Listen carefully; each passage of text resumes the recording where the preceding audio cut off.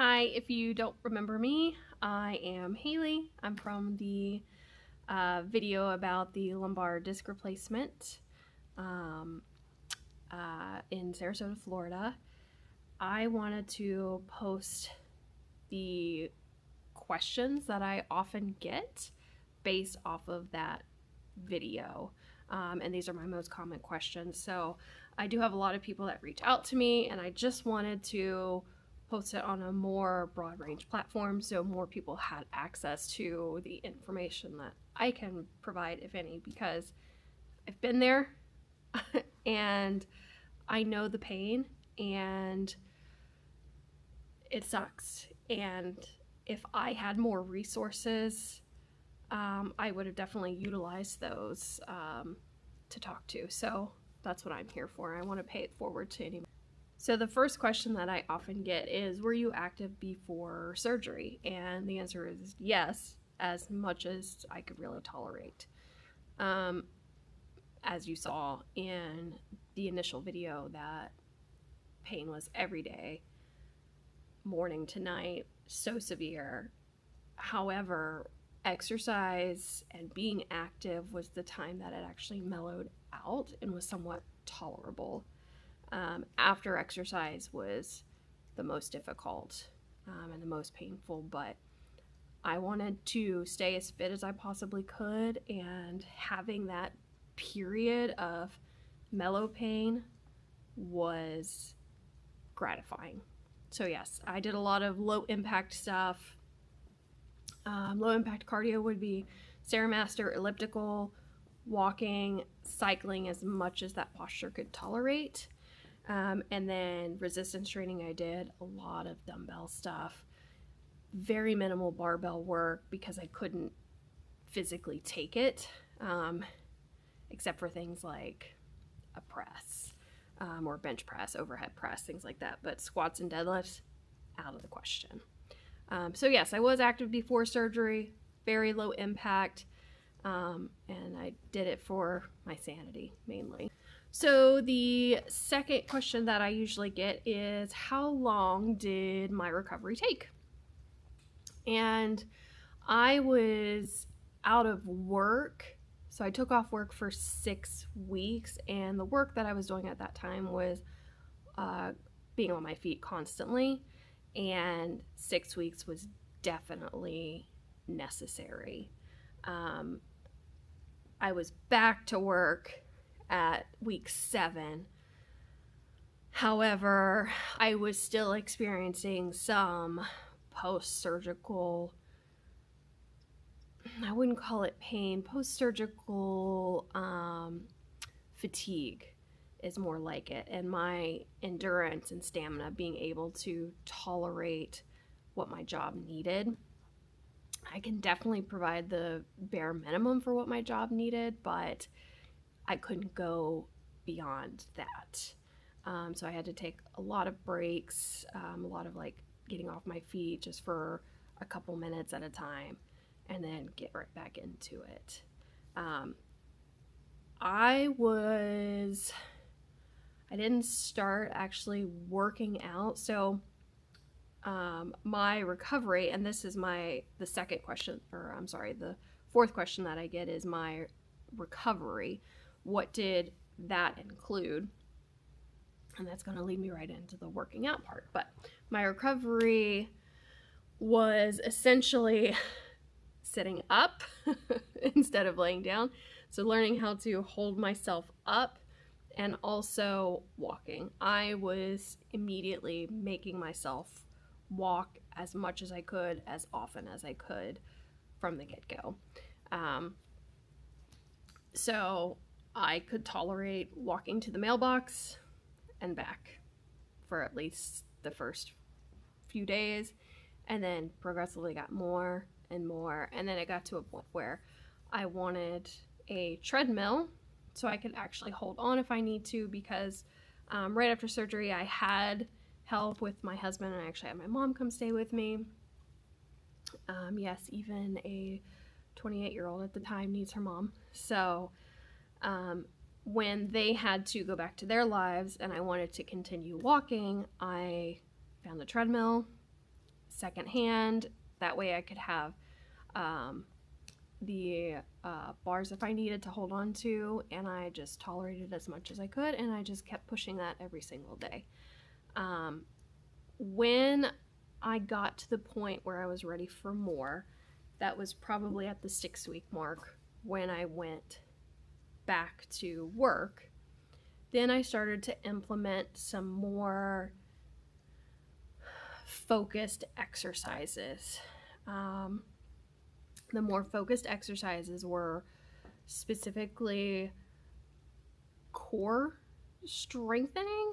And I know that's a buzzword, core, but there is a really great book out there by a really great doctor, Dr. Stuart Miguel, called The Back Mechanic, and I wish I had found this before surgery. I don't think it would have changed the outcome of me having surgery, but there were a lot of key elements in that book that were eye-opening. So he talks about the big 3 exercises in there to maintain a healthy spine, and that's what I focused on.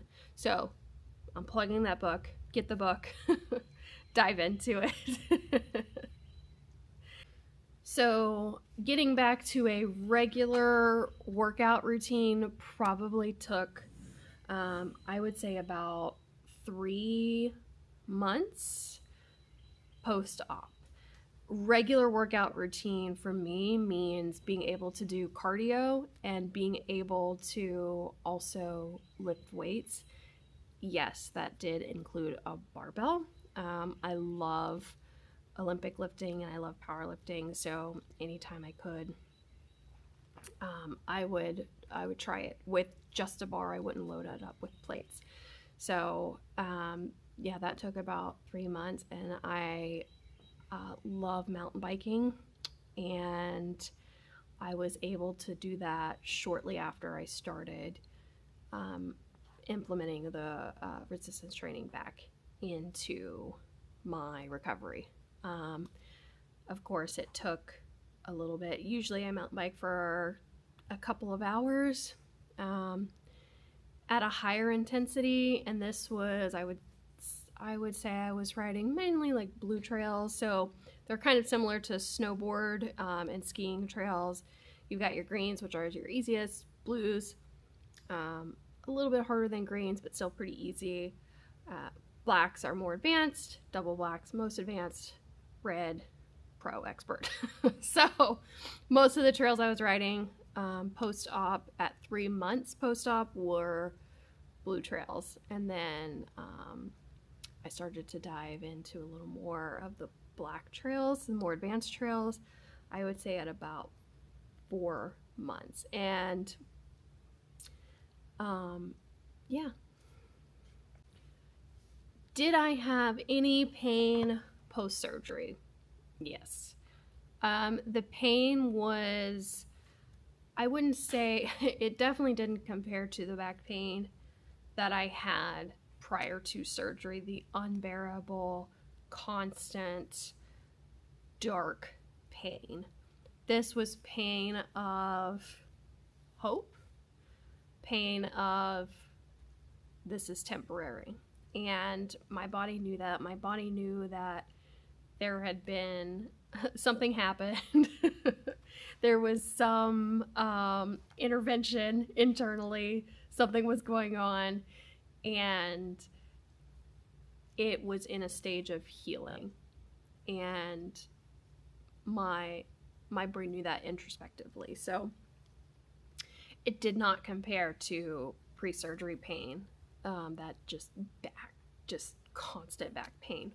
Post-surgery pain was what it should have been.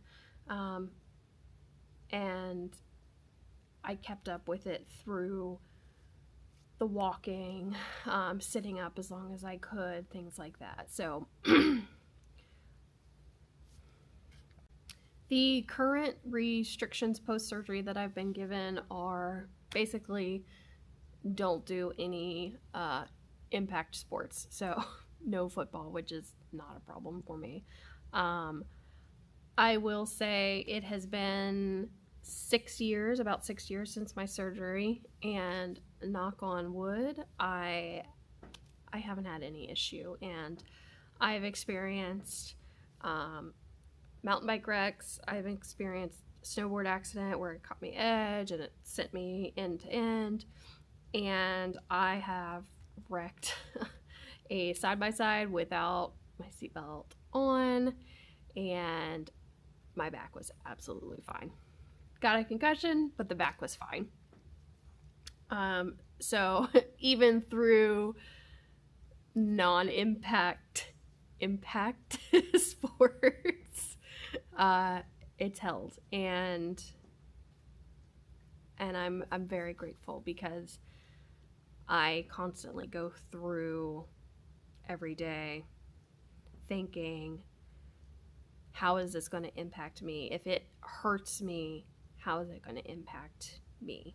And you know, I never had that before, but now you're just more cautious and more aware of yourself and how you hold your posture and how you lift with each exercise. Like, there's just this constant checking in with yourself, and I'm very grateful for that, because that, I think, has saved me.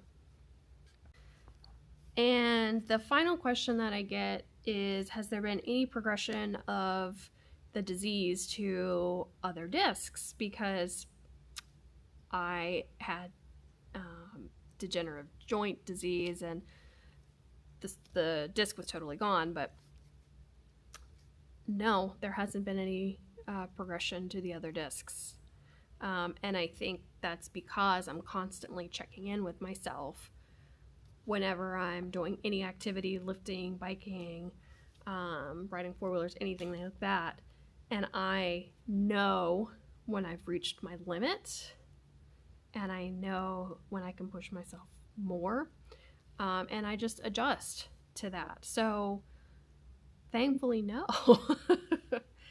And I hope it's the same way for everyone else too. So that is my recap of follow-up questions that I get from that video. Again, we're at 6 years post-op, just about 6 years post-op. I am doing all the activities and more that I used to be doing. I have my normal life back, and I couldn't be more grateful to Dr. Patel, to the insurance companies for allowing this, because I was in such a dark place, and reading all the comments kills me. Like, you guys have me in tears to see that. So I hope this helps. If you have additional questions, post them in the comments, and I will do a part 2 follow-up video if you'd like me to. Anyways,